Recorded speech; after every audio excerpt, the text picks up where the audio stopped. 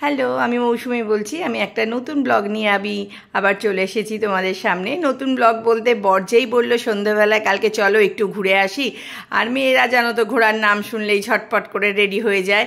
তো যেই না বললো অমনি চটপট রেডি হয়ে গেলাম। তো বললো চলো ফুচকা খাবো। আছি ঠিক আছে চলো ফুচকা খাবো।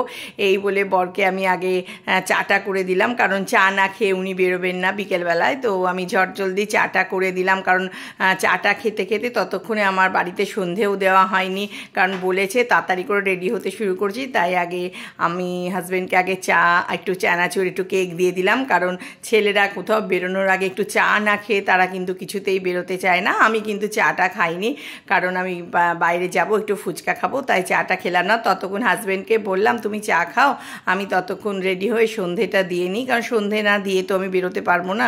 তা আমি আগে সন্ধেটা ঠাকুরের দিয়ে দিলাম, কারণ সন্ধেটা হয়নি তখন যখন বেরোবো, তাই একটু লেট করে বেরোবো বললাম। তো আমি ঠাকুরের আগে সন্ধে দিলাম, দিয়ে আর যা টুকটাক কাজগুলো ছিল সেগুলো মোটামুটি কমপ্লিট করে রেখে তারপর আমি বাইরে বেরোলাম। তোমরা কি করো বন্ধুরা? এরকমই তো করো, কোথাও বেরোনো হলে আগে সন্ধেটা দিয়ে তারপরে বেরোই আমি। তোমরাও তো নিশ্চয়ই তাই করো। যাই হোক, ঠাকুরের সন্ধে টন্ধে দিয়ে তাড়াতাড়ি করে আমি মোটামুটি রেডি হয়ে নিয়েছিলাম, কারণ ধোয়া জামা কাপড়ই পরে নিয়েছিলাম। দিয়ে তারপর রেডি হয়ে দেখো আমি মোটামুটি রেডি হয়ে গেছি। মানে মেয়েরা কোথাও ঘোরার নাম শুনলেই দেখবে ঝটপট রেডি হয়ে যায়, তখন তাদের কোনো কিন্তু শরীর খারাপ লাগে না। আমার ভীষণ পিঠে ব্যথা, তখন আমার হাজব্যান্ড আবার আমাকে ইয়ার্কি মেরে বলছে কি এই যে বললে পিঠে ব্যথা, বেরোনোর নামে তো ঠিক বেরিয়ে গেলে। আর বাইরে বেরোলে দেখবে গরমকালে ঘরের মধ্যে যতটা গরম, বাইরেটা না ভীষণ ভালো লাগে সন্ধেবেলাটা বেরোতে। মানে যখন আমি বাইরেটা বেরিয়েছি ভীষণ ভালো লাগছিল।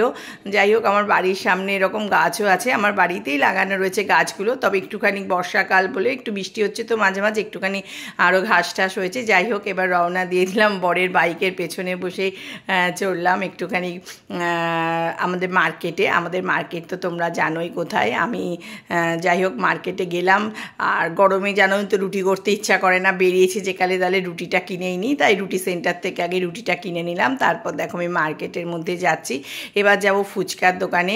এখানে দেখো মাছ টাছ সবই বসে সন্ধেবেলা। আমাদের বিরাটি মার্কেটে ভীষণ রাত্রিবেলা বাজারটা খুব ভালো বসে। মোটামুটি আমরা রাত্রিবেলায় বাজারটা করার চেষ্টা করি। তারপর এখানে বাড়ির পুজো হচ্ছিল, এখানে ঠাকুরকে প্রণাম করলাম, কালকে শনিবার ছিল তাই বাড়ির পুজো হচ্ছিল। এখানে একটু ঠাকুরকে প্রণাম করে তারপর ফুচকার দোকানে চলে এলাম। এবার ফুচকার দোকানে এসে বরকে একটু ইয়ার্কি মোড়ে বলছি কি দেখো ফুচকালাটা কত মোটা ছিল, রোগা হয়ে গেছে। উনি ফুচকা খাইয়ে খাইয়ে আমাদের মোটা করছে আর উনি রোগা হয়ে যাচ্ছে। যাই হোক, বরকে বললাম একটু ফুচকা খাও, বর বললো পরে খাবো, কারণ আমার ক্যামেরাম্যান তো আমার বরই।